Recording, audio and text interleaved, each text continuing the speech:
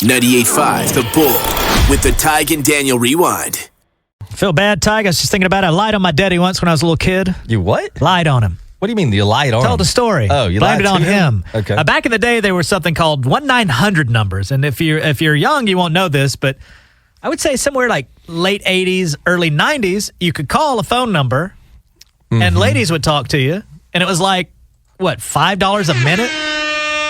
Yeah, they didn't talk to you about recipes. They would be like... Well, it would be like what they call the party line. And these commercials aired late at night. They're like, hey, guys, lonely?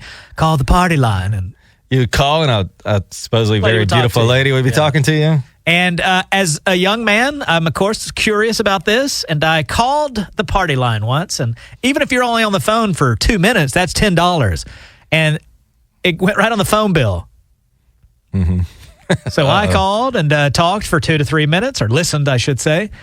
Wow, that's even weirder. Well, I was a kid. I'm like, 8 years old. You can't sound like a man. I barely sound like a man now, but especially at 8. So I called and I heard people on the party line talking and doing romantic chat and all that, and got off the phone. And then I realized that they're going to send that on the phone bill. And it's going to say $10 on this party line or whatever.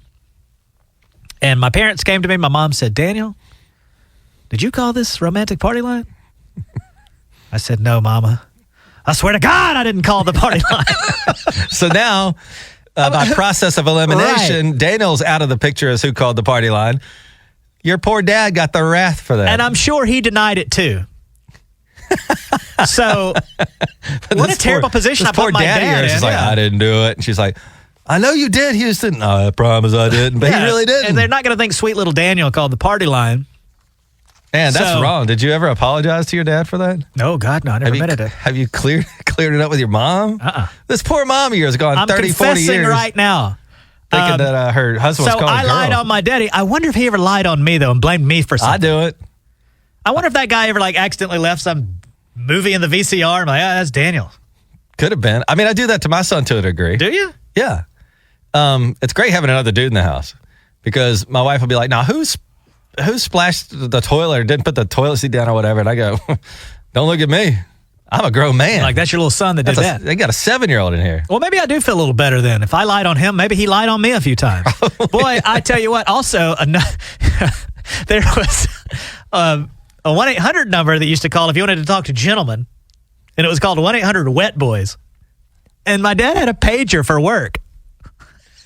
And about every other week, I would page that guy and put in the number to 1-800 Wet Boys. Yeah, because it didn't have caller ID. You had to type in the number you wanted them to call you back on. Right. And so he would go to the phone and he would call it like, hi, guys, you've reached 1-800 Wet Boys. This guy comes in from work one day. He's furious.